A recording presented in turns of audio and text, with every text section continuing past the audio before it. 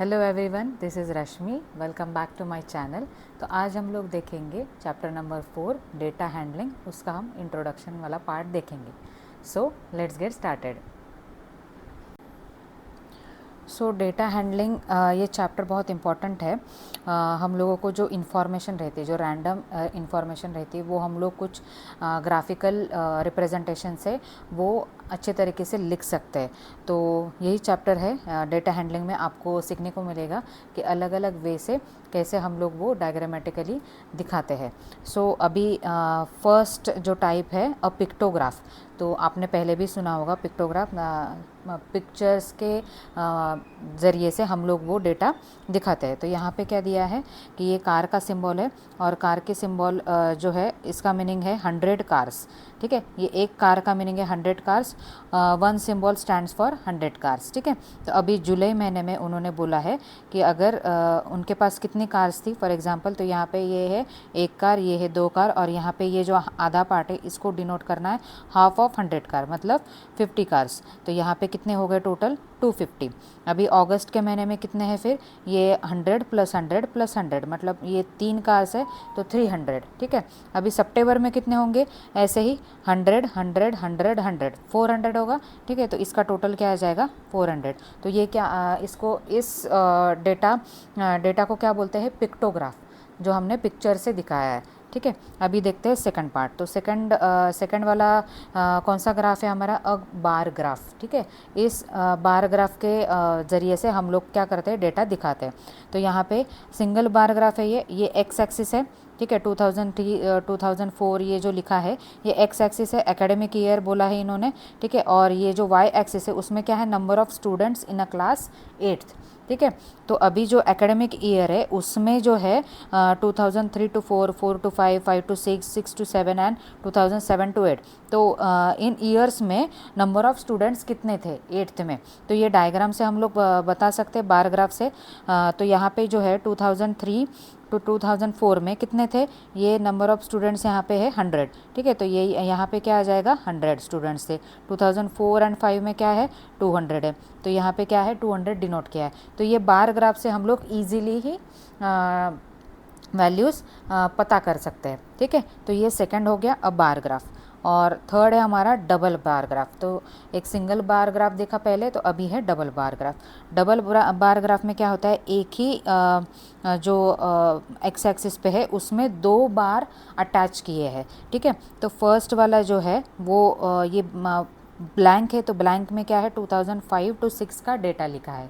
ठीक है, और जो ग्रे कलर का पार्ट है वो क्या है? 2006 to 2007 का डेटा दिया है। तो अभी इसमें क्या है?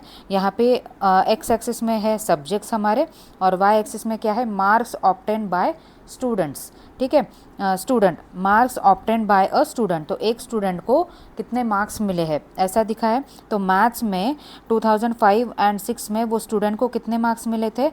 30। और फिर 2006 एंड 7 में कितने मिले? 60। ठीक है, तो ये डेटा है। सोशल साइंस में कितने हैं उसके? यहाँ पे 2005 एंड 6 में 50 है, और फिर यहाँ पे क्या है? ये 55 है। ठीक है, ग्रे क्या है 2006 एंड 7 का डेटा है उसका 55 उसको सोशल साइंस में मिले हैं। तो ऐसे ही क्या है? सारे सब्जेक्ट्स के उसके मार्क्स है। तो ये हो गया एग्जांपल डबल बार ग्राफ का। ठीक है, तो अभी फोर्थ वाला देखते हैं। फोर्थ वाला बहुत इंपॉर्टेंट है। ये हमको जो एक्सरसाइज 4.1 में है वो इसी तरीके के आपको ग्राफ मिलने वाला है। तो ये कौन सा ग्राफ है? सर्कल ग्राफ और पाई चार्ट। ठीक है, पाई चार्ट और सर्कल ग्राफ को कैसा होता है? ये ऐसा जैसे मैंने डायग्राम में बताया आपको यहाँ पे। तो यहाँ पे ये सर्कल है और उसमें डेटा दिया है। तो यहाँ पे ये जो वाला पार्ट है, ये वाला पार्ट कौन सा है? स्लिप है, स्कूल है, प्ले है, अदर है, होमवर्क है। मतलब पूरे जो सर्कल में है उसके पार्ट डिवाइड किए हैं और उसमें वो डेटा फिल किया है। ठीक है, तो अभी जो है ये क्या दिया है आपको डेटा? कि जो पूरे दिन का शेड्यूल रहता है वो दिया है। तो जो 8 आवर्स है वो एक बंदे की क्या रहती है? स्लीप रहती है। ठीक है, तो स्लीप के लिए इतना पार्ट दिया है। फिर बाद में 6 आवर उसका क्या रहता है? स्कूल रहता है। ठीक है, बाद में खेलने के लिए प्ले के लिए कितना दिया है? 3 आवर्स दिया है। फिर अदर एक्टिविटी के लिए क्या दिया है? 3 आवर्स दिया है। फिर होमवर्क के लिए क्या दिया है? 4 आवर्स दिया है, तो ये क्या हो गया है, ये डिवाइड हो गया।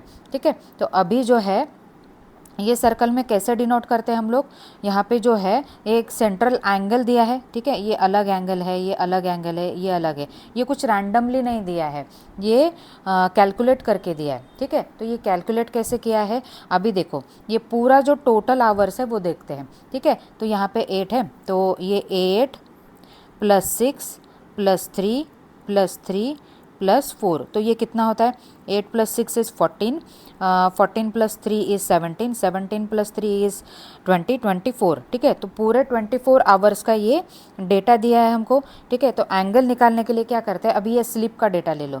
ठीक है, तो स्लिप के लिए उन्होंने बोला है कि उसको 8 आवर की स्लिप लगती है। ठीक है, ये हो गया, और डिवीजन में क्या करना है, टोटल नंबर ऑफ आवर्स, तो टोटल कितना आया था हमारा 24, तो ये क्या होगा हमारा फ्रैक्शन पार्ट होगा। फ्रैक्शन मतलब क्या, ये इतने पार्ट में वो सर्कल में भाग ले रहा है, तो यहाँ पे ये 8 × 1 = 8, 3। ठीक है, तो ये क्या हो गया, फ्रैक्शन 1/3, मतलब ये पूरे सर्कल का स्लिप कितना पार्ट है, 1/3 पार्ट है। ठीक है, 1/3 पार्ट है, तो 1/3 पार्ट को हम लोग किससे मल्टीप्लाई करेंगे, जो टोटल एंगल रहता है हमारा सर्कल का, टोटल एंगल कितना रहता है हमारा 360 डिग्री होता है। ठीक है, 1/3 पार्ट को अगर 360 से मल्टीप्लाई किया तो कितना आ रहा है हमारा 120 आ रहा है। ठीक है, तो ये पूरा एंगल कितना रहेगा, 120 डिग्री रहेगा। ठीक है, सेम 6 आवर्स के लिए, अभी 6 आवर्स के लिए ये कितना पोर्शन कवर कर रहा है, 6 / 24। ठीक है, तो 6 × 1 = 6, 4, तो ये कितना पार्ट हो गया, 1/4 पार्ट हो गया, मतलब स्कूल वाला पार्ट कितना है, 1/4 पार्ट है। ठीक है, तो 1/4 पार्ट को क्या करेंगे, 360 से मल्टीप्लाई करेंगे, तो ये क्या आ जाएगा हमारा 90 डिग्री। ठीक है, तो ये वाला क्या आ जाएगा हमारा 90 डिग्री आ जाएगा। तो ऐसे ही हम लोग पूरे जो है सेंट्रल एंगल निकाल सकते हैं, इसको क्या बोलते हैं, सेंट्रल एंगल। ठीक है, तो ये पूरा सेंट्रल एंगल निकल गया। अभी जो है अगर आपको एंगल दिया है, मान लेते हैं कि यहाँ पे एंगल दिया है आपको, यहाँ पे कितना आया था मेरा 120 डिग्री आया था, और यहाँ पे कितना आया था 90 डिग्री आया था। ठीक है, तो यहाँ पे जो है अगर मेरे पास 8 आवर्स नहीं है और यहाँ पे 6 आवर्स नहीं है, कुछ भी डेटा नहीं है। ठीक है, बस एंगल दिया है, तो एंगल अगर दिया जाता है तो आवर्स अगर निकालने हैं तो कैसे निकालेंगे, देखो अभी सेम है 120 डिग्री है, तो 120 डिग्री कितना पार्ट है पूरे सर्कल में ये हमको निकालना है, मतलब क्या है, फ्रैक्शन निकालना है, उसको बोलते हैं फ्रैक्शन। तो यहाँ पे क्या लेंगे, पहले 120 डिग्री निकालेंगे। ठीक है, वो 120 कितने का पार्ट है, 360 डिग्री का, अभी डिवीजन में क्या आएगा, 360 डिग्री आ जाएगा। ठीक है, और यहाँ पे इसका डिवीजन कर लेते हैं, कितना आ जाएगा, ये 3 आ जाएगा, तो ये क्या आ गया 1/3 पार्ट हो गया। ठीक है, अभी तो सेम आ गया, 1/3 ही रेशो है उसका, लेकिन अभी हमको क्या निकालना है, आवर्स में डेटा निकालना है, लेकिन टोटल आवर्स कितने होते हैं हमारे 24। ठीक है, तो ये टोटल आवर्स कितने कंसिडर करना है, 24, मतलब गिवन दिया रहेगा आपको कि टोटल 24 आवर्स कंसिडर करने। तो यहाँ पे क्या करेंगे, अभी 24 आवर्स से मैंने मल्टीप्लाई किया, तो ये क्या आ जाएगा फिर 8, मतलब ये वाला पार्ट क्या आ गया हमारा 8 आवर्स आ गया, जो कि पहले ही दिया था। तो यहाँ पे अगर मुझे एंगल भी दिया है या फिर मेरे पास वैल्यू भी दिया है 8 आवर्स या फिर परसेंटेज में दिया है, तो मैं दोनों साइड से वो निकाल सकती हूँ। अगर मुझे एंगल भी डिग्री में दिया है तो भी मैं वैल्यू निकाल सकती हूँ, और अगर मुझे वैल्यू अलग से दिया है तो मैं एंगल भी निकाल सकती हूँ। तो यही है हमारा अभी एक्सरसाइज 4.1 में। सो अभी के लिए ये इंट्रोडक्शन यहीं पे रोकते हैं। सो नेक्स्ट लेक्चर में देखते हैं एक्सरसाइज 4.1। तब तक के लिए थैंक यू।